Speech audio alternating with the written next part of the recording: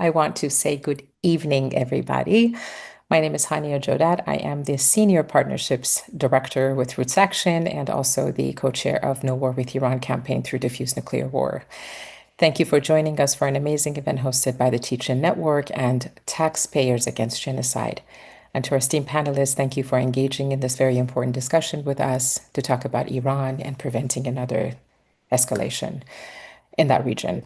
The moment before us is extremely heavy with consequences. In the most recent years, the region's turbulence has deepened, and aggressive military actions of Israel has expanded not only to Gaza, to Lebanon, to Yemen, Qatar, and beyond, and has erupted into a direct military confrontation with Iran, culminating in what many call a 12-day war. In that conflict, thousands of Iranian civilians were killed in a strike by Israel, an unprovoked one, in violation of the international law. All of this is enabled by U.S. government, that continues to provide Israel with a blank check of weapons, financing, and diplomatic cover without meaningful oversight or conditions. As we gather here tonight, our purpose is twofold. First, to name and understand the human cost of sanctions, war, escalation. Second, to mobilize in solidarity. From here at home to communities abroad, for liberation, accountability, for a long-lasting peace, and for diplomacy. Because the choices we make in Washington, our tax dollars and our advocacy ripple outward, they matter for families in Tehran and Gaza and in Yemen just as much as for households across this country. In just a few days, millions of Americans are going to lose their SNAP, and we often wonder where these resources go. If we remain complicit in funding wars abroad, we undercut justice and prosperity at home for all of us. So let us ground this evening in lived realities, not abstraction. Let us connect the dots between military budgets and human lives, between sanctions and survival, between escalation and dignity. And let us commit ourselves to understanding, to resisting, and to building a world where our government defends human life, not sacrifices it for a profit. Thank you, and let's begin. I do want to quickly recognize our esteemed panel of speakers, whom I will introduce one by one to you all. We're always just so honored to be in community with such change makers and leaders in this anti-war space. Dr. Jumaan, Dr. Aisha Jumaan, my sister, my mentor, you don't need introduction. Your name just glows everywhere when we talk about human rights, when we talk about humanity, when we talk about building power. But I also want to give you your flowers for your accomplishments. I will go ahead and introduce you as our very first speaker. Dr. Aisha Jumaan is the president of Yemen Relief and Reconstruction Foundation. She is a Yemeni American public health expert and epidemiologist with over 30 years of expertise in global health, humanitarian response, and conflict zones. She holds a PhD and MPH in epidemiology and has worked with the CDC and PATH and founded the Yemen Relief and Reconstruction Foundation, which provides direct aid and advocates for ending war blockades in Yemen. Her work powerfully connects the dots between militarism, sanctions, and public health, and emphasizing that the collapse of one country's health system is a global and immoral crisis. Dr. Jumaan, you've spent decades documenting the human toll of war, from Yemen to Palestine, and the way conflict and blockade devastates entire generations. As we now turn to the human cost of regional destabilization, can you help us understand what these wars, including the recent war between Israel and Iran, actually mean for families, for health systems, and for the basic rights to live in a safe environment? Well, I'm honored to be with all of you. And thank you very much for your kind words. I think you give me more credit than I deserve, but thank you for that. I prepared a presentation, a short presentation, because I do well with presentations. I want people to see the presentation. It gives them a chance to, when they see it, they get to see, but also to hear. So I decided to focus my presentation on the human cost of Israel aggression on Lebanon, Yemen, and Iran. And of course, Gaza, we all talk about it all the time. And we not let's also forget Syria has also been attacked by Israel several times, and also Qatar. So Israel has been a destabilizing force in the region. These pictures are from Iran, from Lebanon, and from Yemen. And it shows the destruction everywhere Israel puts its hands in, but also shows the resilience and the defiance of the population in these areas. So a pattern of destruction, this is basically what Israel does. And across the three countries, a consistent pattern of Israel's aggression has resulted in severe humanitarian consequences and raised serious legal concerns. We have a high civilian toll similar to Gaza. We have significant civilian deaths, injuries, and mass displacement. And this also is true in these three countries: systematic infrastructure destruction, deliberate targeting of homes, agriculture, energy, and vital services, including water and healthcare. For example, I was this summer in both Yemen and Lebanon. And so in Lebanon, how much of the olive trees were cut and burned, and how much the agriculture land is not usable anymore because Israel does not want people to return to their homes. Also, violation of international law. Major human rights organizations and UN experts point to the potential war crimes, condemning attack as indiscriminate, disproportionate, and violation of fundamental principles. So if we look into Lebanon first for devastation and displacement, I'll focus on southern Lebanon because that's took the major hit, but also Al-Dhahia in Beirut, which is a suburb of Beirut, and also in Baalbek. For example, when I was there in June in Beirut, the Israeli decided to bomb 3 buildings not far from where I was staying. And it was the night before Eid, which is a major holiday. It's almost like the night before Christmas. And a lot of people had to leave the area. It was just really heartbreaking to see the chaos that they have caused. And they did target those buildings and brought them all down. So we have, I'll focus on southern Lebanon. There are total deaths from October to November is over 4,000 people, hundreds of women and children. Post-ceasefire casualties as of February 2025, there are over 111. And I have to say here, based on reports from the Ministry of Health, I was talking to someone at the Ministry of Health in Lebanon yesterday, the number of casualties are over 21,000. This is a new estimate that they are going to be hopefully publishing it so people get to see it. These are civilians killed by Israel forces after the ceasefire. Mass displacement, nearly 100,000 people in Lebanon remain displaced from their homes. This is from southern Lebanon. If we look at the civilians' life and the destruction impact and that, we see ghost town landscapes. There are towns where people cannot go there anymore, not just simply because of the destruction, because Israel, anybody who tries to step foot on these areas will start killing them. So there is a systemic destruction of towns, over 10,000 structures heavily damaged or destroyed in a very short period of time, less than a year.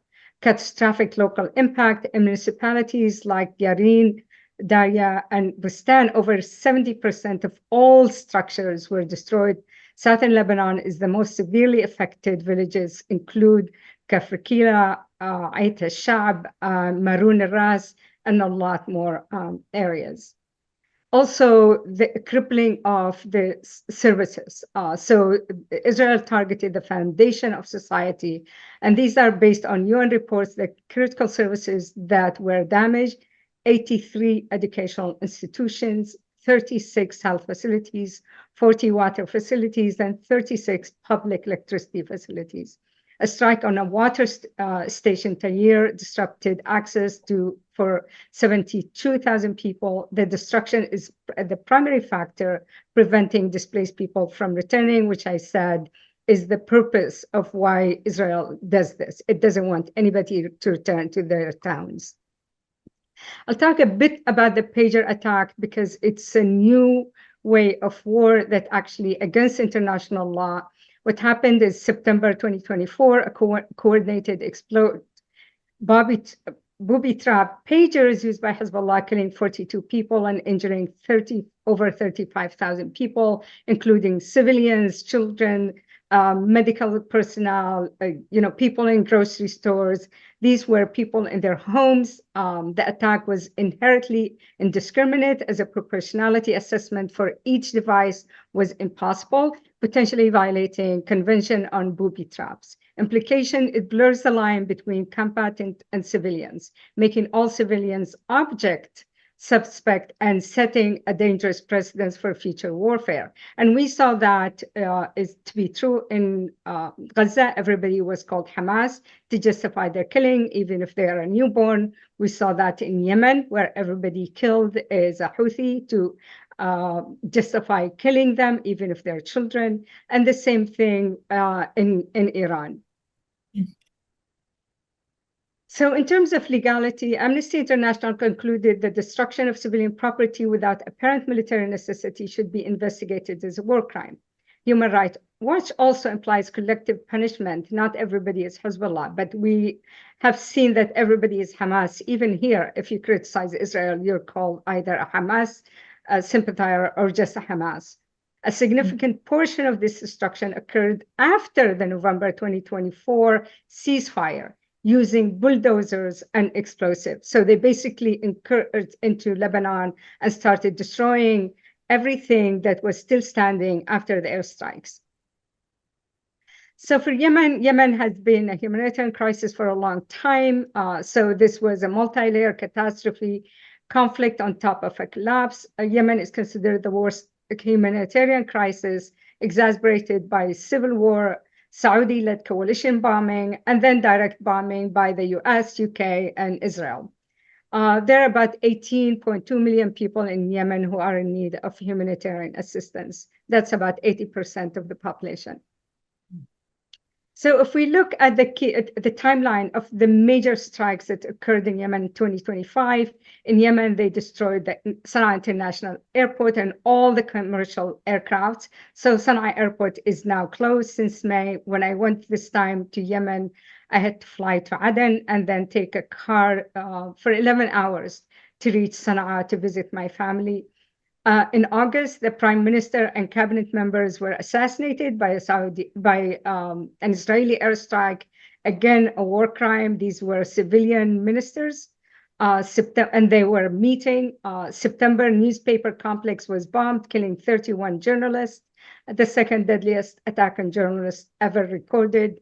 And then ongoing repeated strikes on Port of Hodeidah, Ras Isa, and Salif, which handles 70 to 80% of Yemen imports and aid.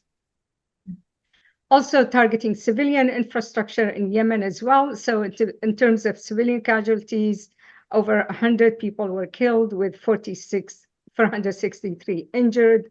In terms of targeting civilian infrastructure, airports, seaports, newspaper buildings, government complexes, power station, Hizyaz and Dahban, they bombed them several times. And cement factories, they bombed every single cement factory in Yemen. And the purpose of that is they don't want any reconstruction of the chaos and the damage that they spread. So going back to Iran, it was a devastating aggression, unprovoked, like in many other places. In June 2025, Israel started airstrikes on Iran. A human toll, initially it was 224, but with UN experts noting that over 90% were actually civilians. Later, it was documented that up to 1,190 people were killed and 4,475 were injured. Also, they were hitting sensitive sites and civilian infrastructure. A state broadcaster, they were actually on air when they hit the state broadcaster and killing media workers. They also hit a hospital and several residential buildings. In terms of the nuclear and military sites, the nuclear facilities in Natanz, Fordo, Asfahan, and Tabriz were targeted. Personnel, senior military commanders, and nuclear scientists were also targeted and killed. UN and AEA warned that of an acceptable risk and catastrophic humanitarian ecological impacts from attacking nuclear facilities. Imagine attacking nuclear facilities. Imagine that a catastrophe that would have occurred not just in Iran, but also in all the areas surrounding Iran. It's just the level of criminality is unimagined. So if we look at the common thread between all of these, we see that the human catastrophe, layered of pre-existing crises leading to mass displacement, destroyed livelihood, and collapsed services. Erosion of international law, we saw that also in Gaza, where they systematically target civilian infrastructure and high civilian casualty, challenge the core tenets of international humanitarian law, and long-term consequences. The destruction of homes, farms, power grids, water system creates a cycle of dependency and despair, preventing recovery for years to come and sowing the seeds for future instability.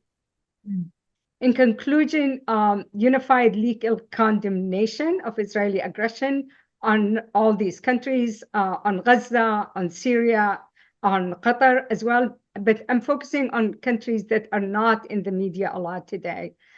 Consistent verdict, UN experts and major human rights organizations have condemned Israel's aggression across all these three countries, and legal principles are violated. The distinction where failure to distinguish between a military object and a civilian object, and proportionality where anticipated civilian harm exceeds a direct military advantage. Unfortunately for all of us, is condemnation, but not Israel is never held accountable. So for Iran, Lebanon, it's flagrant violation of fundamental principles of international law and a blatant action of aggression. For Yemen, attacks on ports, power stations, and media offices appear to be unlawful and should be investigated as war crimes. This morning, Israel troops stormed Lebanese border town and execute municipal employee while still asleep. This morning. Thank you for listening. Thank you, Dr. Jumaan, for putting a face and grounding us in the realities and the faces and the stories behind the statistics. I think bringing those to life is always very important. And I just want to, kind of for my segment, kind of diving a little bit deeper into Iran and what's happening there.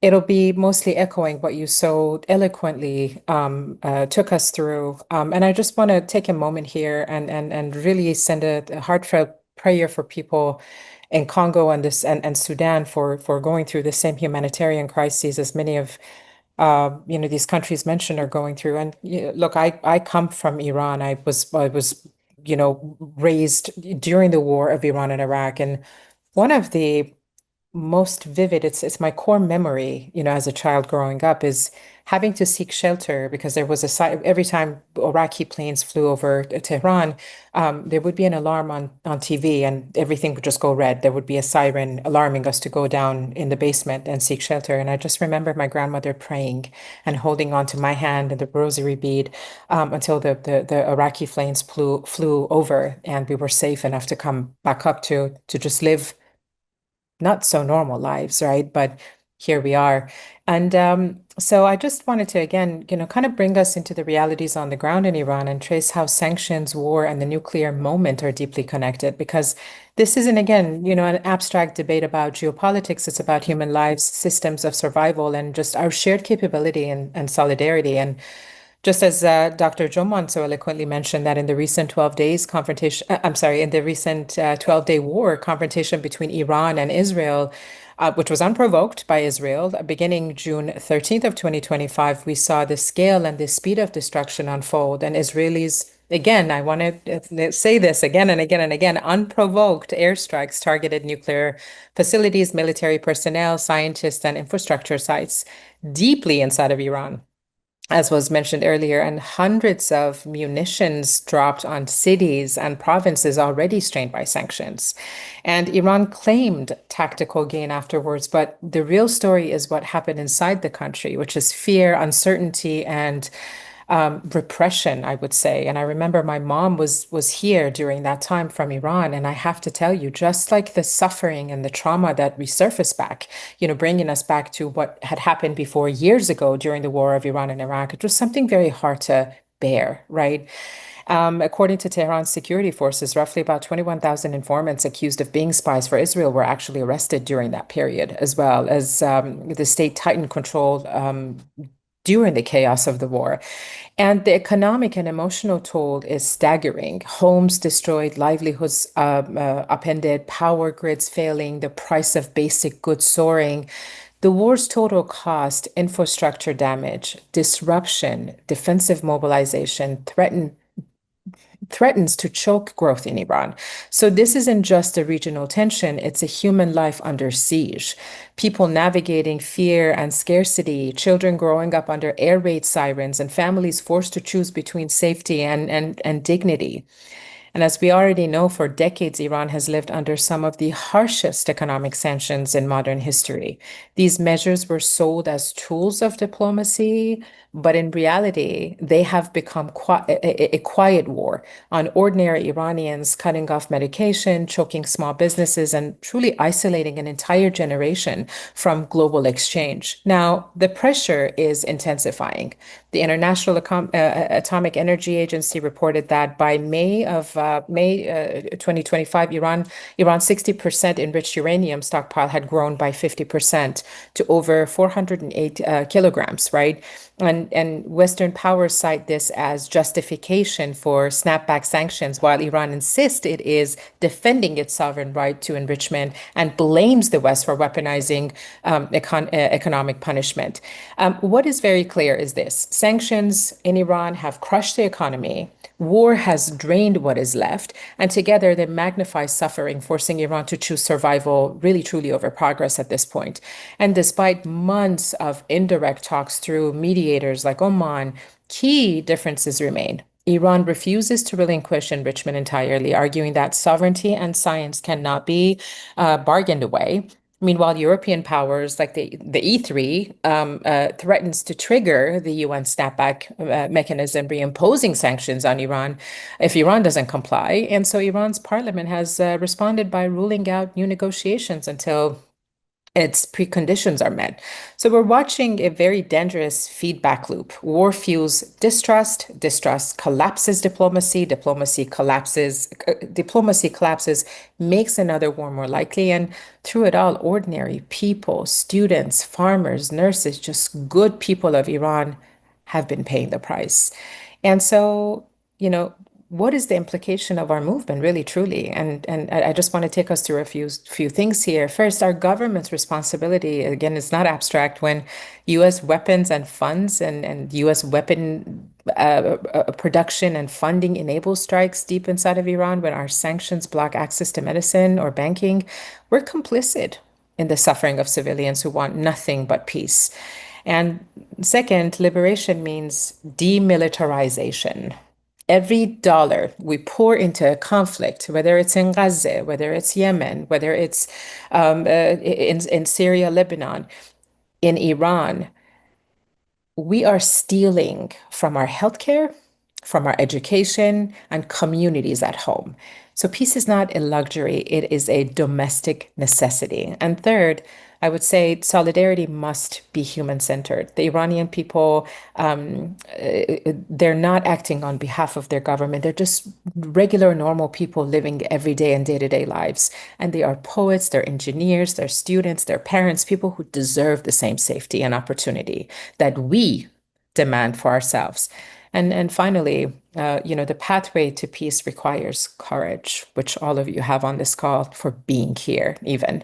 It means that reopening diplomatic channels, restricting arms transfers, when we talk about politics, and rejecting policies that make perpetual conflict seem inevitable.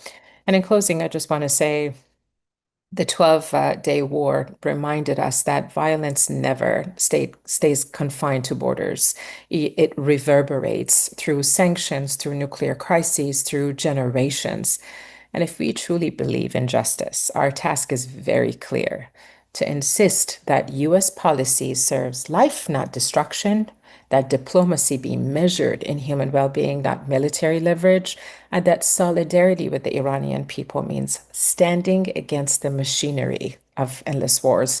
And so with that, I just want to kind of bring in our next guest, Negeen Mosaed, whose work is just phenomenal. Negeen is an organizer with Taxpayers Against Genocide. She's a community organizer, as I mentioned, owner of the Berkeley Community Physical Therapy, and she's one of the founders of Berkeley Network for Palestine, chair of Berkeley Tenants Union, active in the DSA, East Bay chapter, and a member of Taxpayers Against Genocide.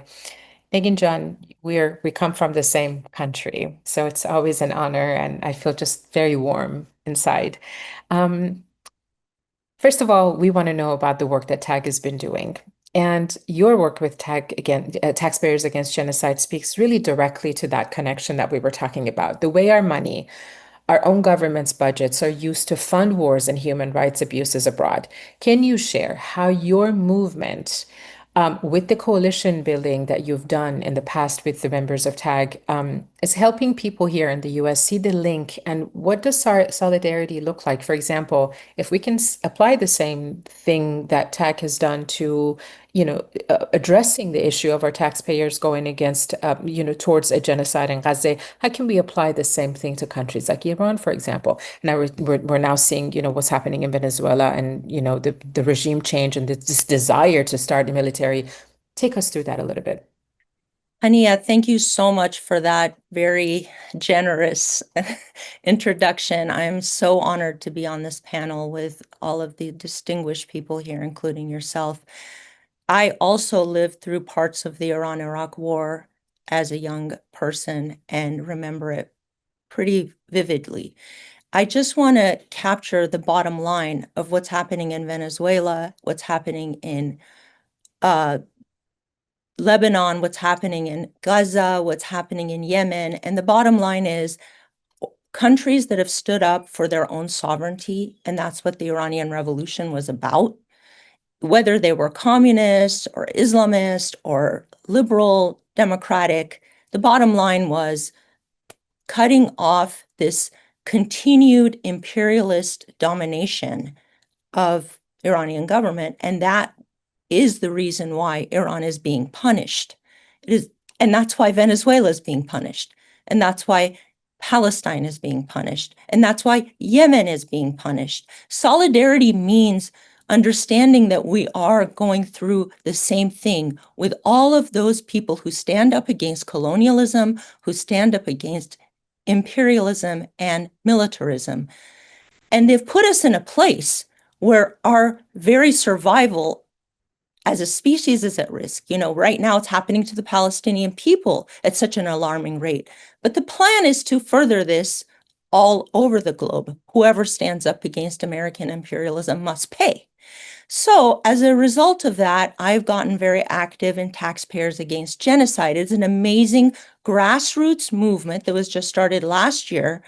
And we have filed a complaint with the Inter-American Commission on Human Rights in order to find the United States government, that includes the Biden administration, the Trump administration, and Congress, responsible for the genocide in Palestine.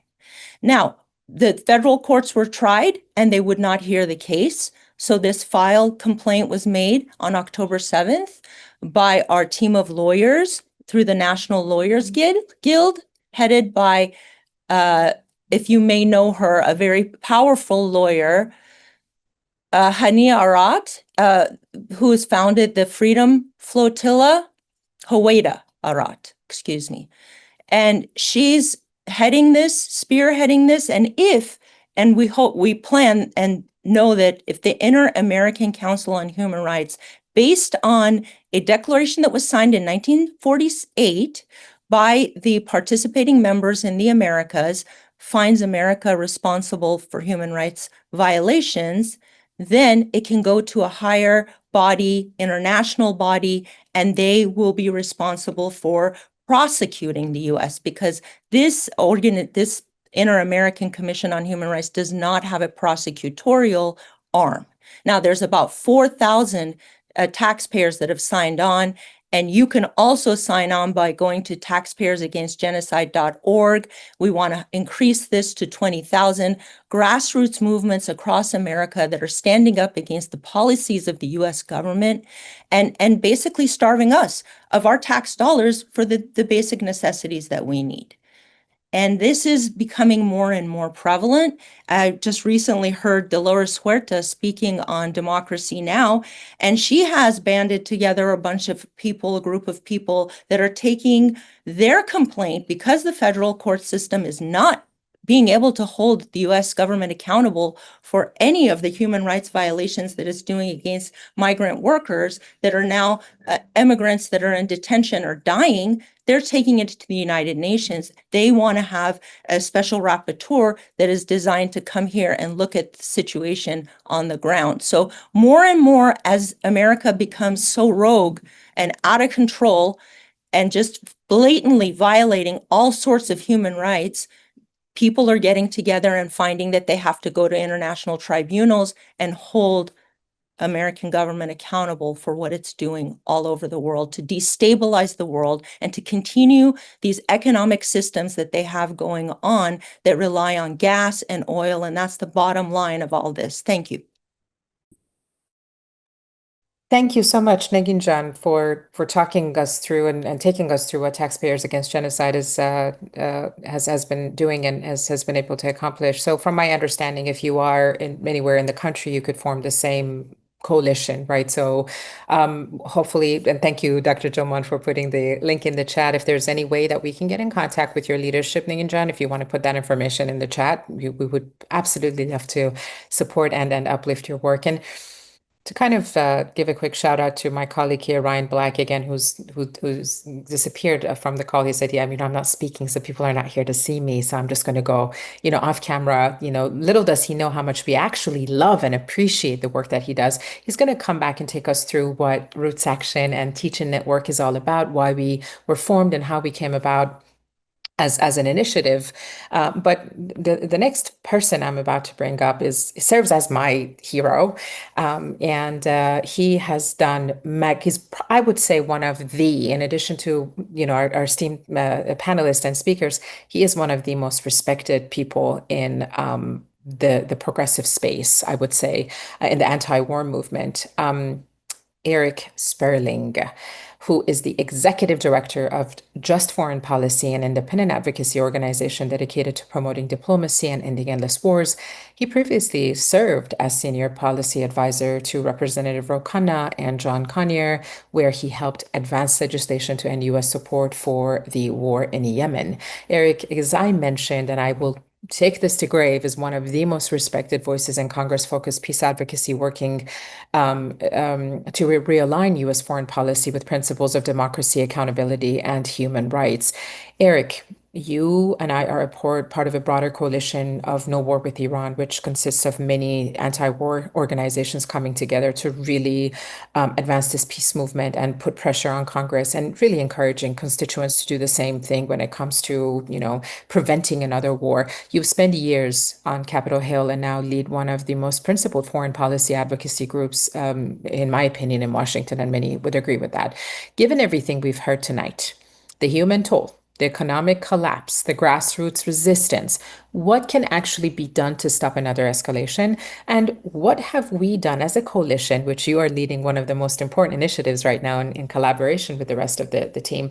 What can we do to prevent another 12-day war or any war from happening based on the work that we were able to achieve during the 12-day war?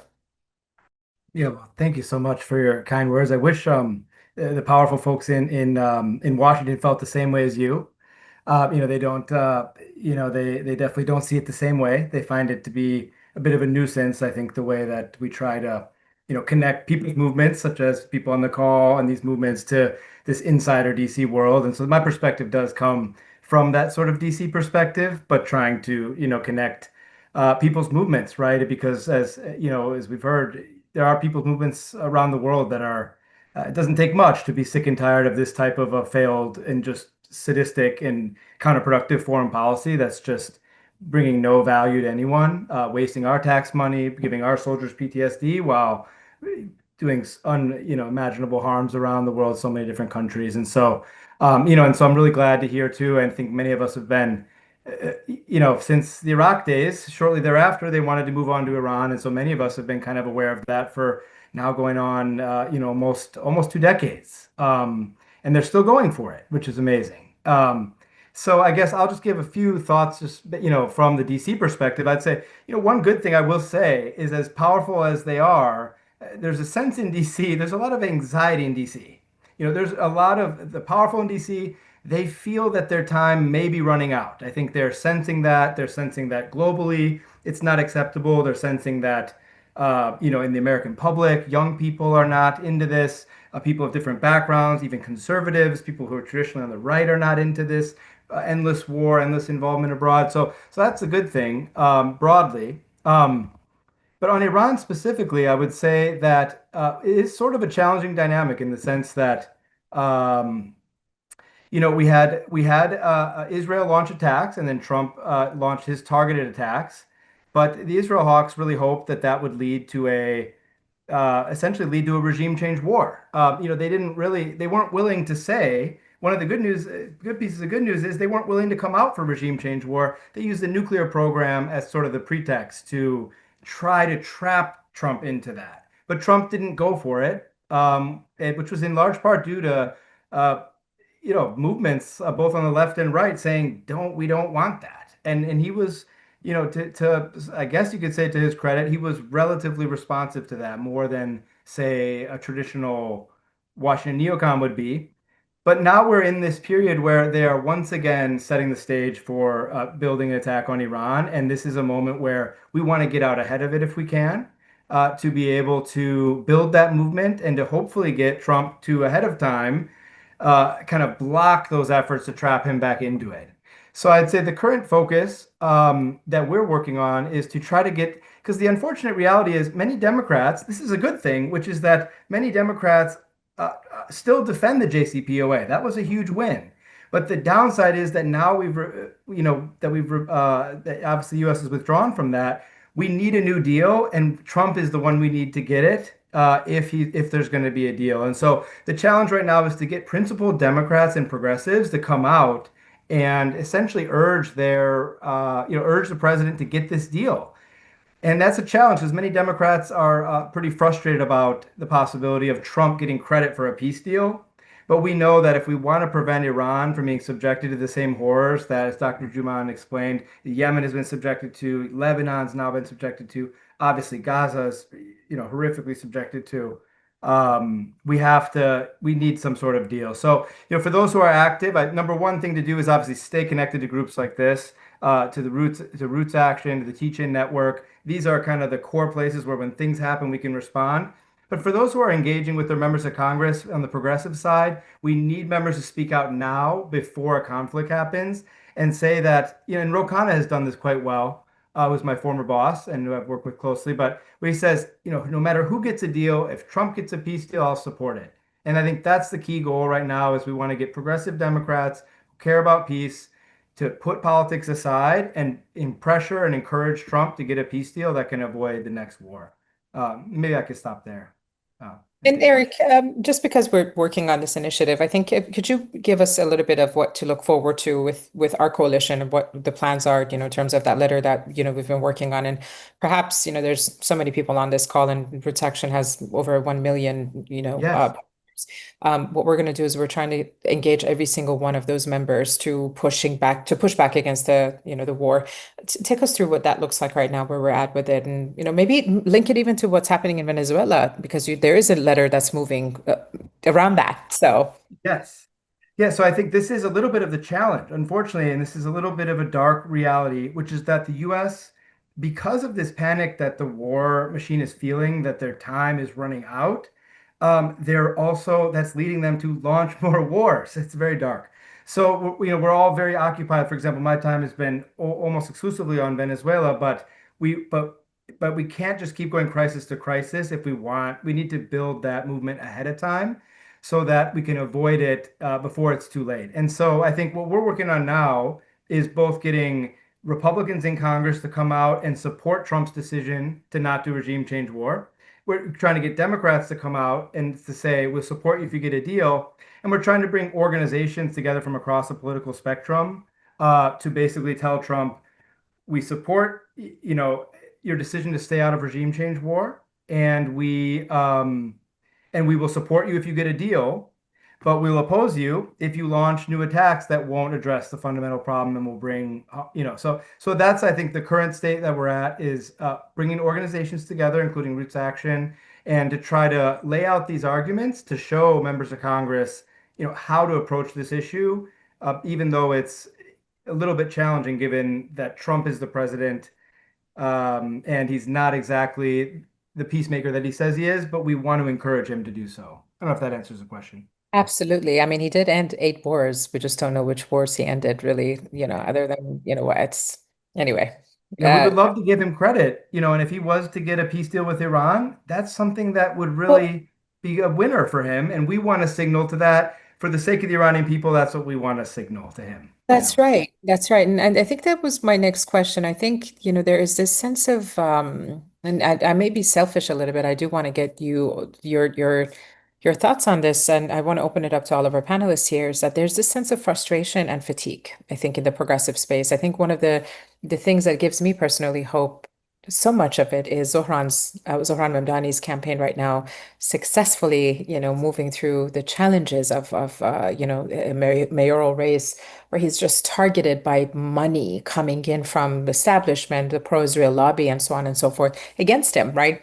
I was going through my Instagram last night, and there are so many negative ads and videos against him coming from countries and people who don't even live in New York, right? So that is so scary. So do you think there is a path to diplomacy here? Because there is no deal anymore on the table. There is no JCPOA, for example. And every time, every president or, the connectors, the liaisons bring Iran and America together, indirectly. There's an uprising, there's a war, there's something always challenges this peace deal. What can we look forward to now as organizers who are just fatigued and we're saying nothing is working? Give us a little bit of that hope. And I want to open it up to everybody as our one and only question for the evening, because I do want to end the call quickly and soon. So, Yeah, well, I think the main reason for hope is I can tell you for sure the Hawks are nervous. They're not happy. They're not comfortable. That is a fact. I mean, they're not, it seems like they're powerful to us, but in their mind, they see their power slipping away. So that is just an objective truth. We obviously want to accelerate that because the more we can accelerate that, the fewer people they will harm. But I think, so what I would say is their power is being diminished, and every bit of effort we do, it does contribute to that. They know it, even if we don't know it.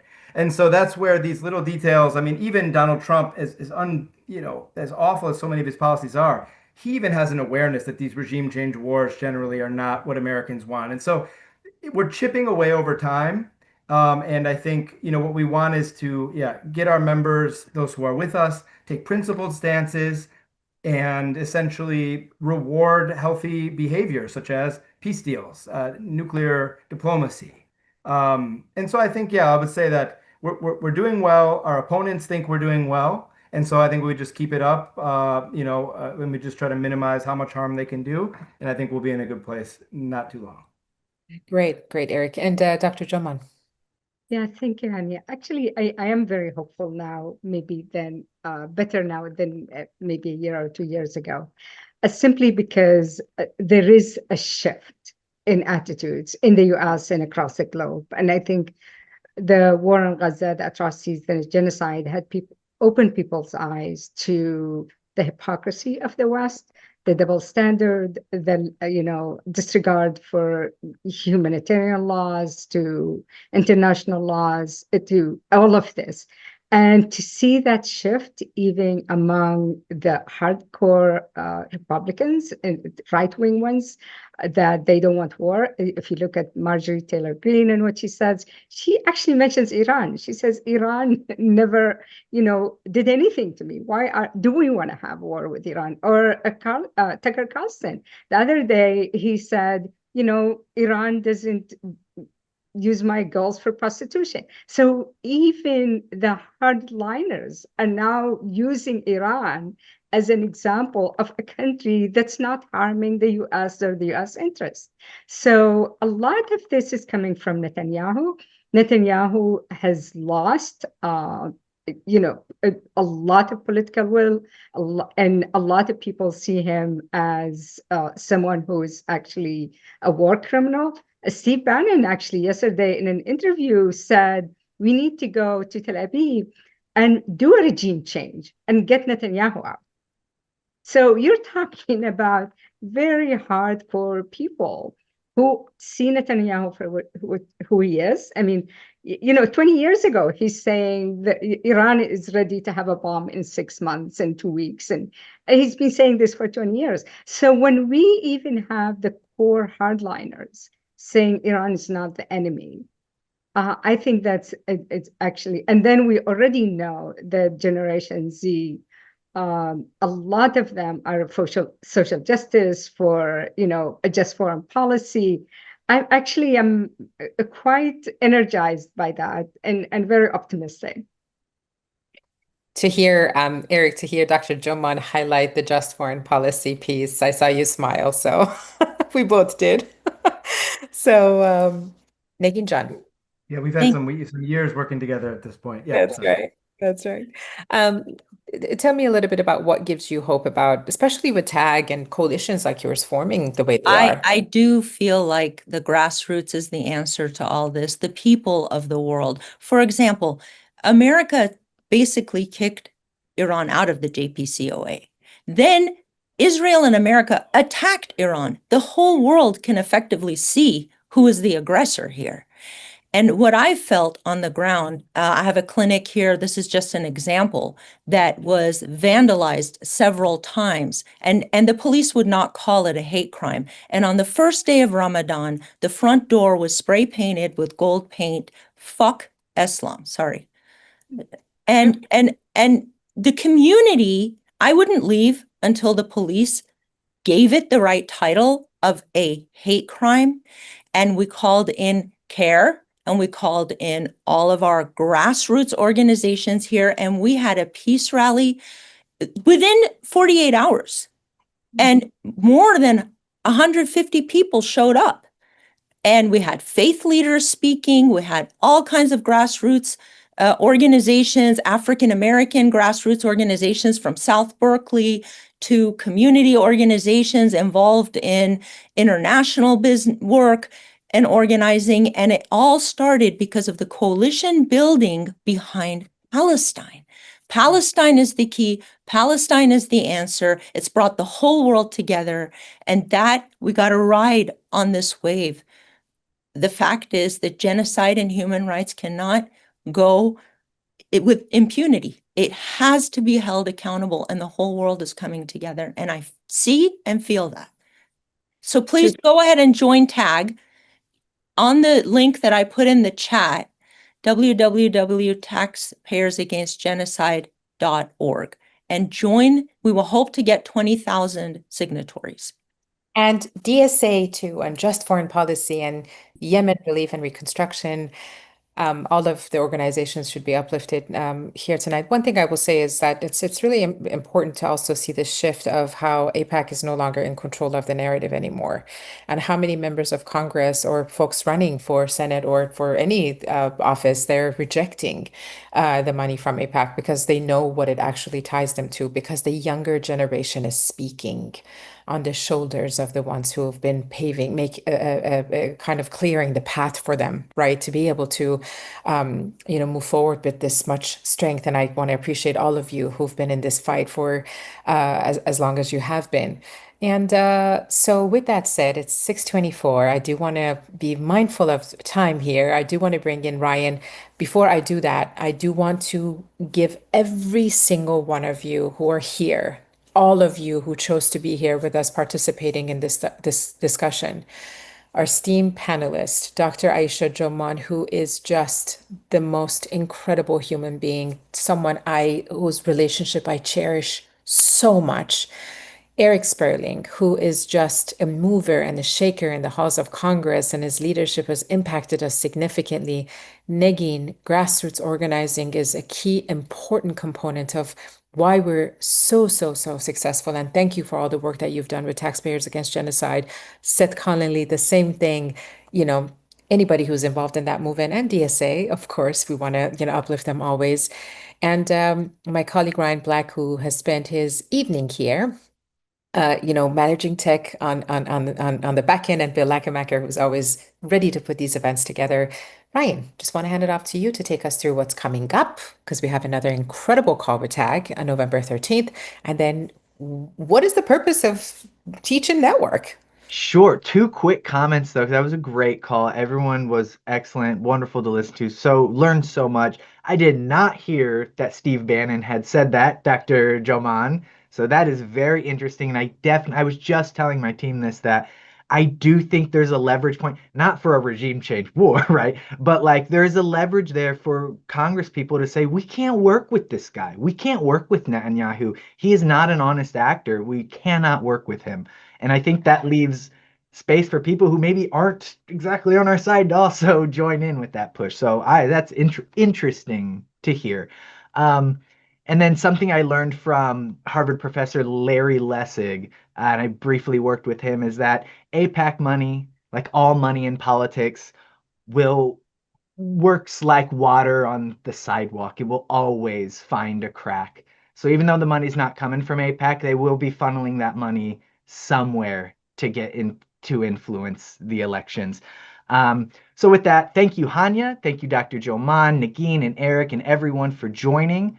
The Teach-In Network wants to empower you to organize your own teach-in.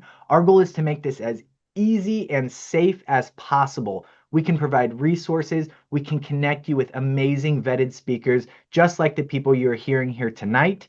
Here, I'll post a little link in the chat so you can just see some of our speakers we have on there. Everything we provide is totally free, so I urge you, even if you never have, take the first step, organize your own teach-in for your local organization or university group or whoever you organize with, whoever you know. We can help you organize something to educate them, to get people activated, to doing things to try to stop genocide. And stop wars everywhere, and educate people about all sorts of things. So please check out the Teach-In Network.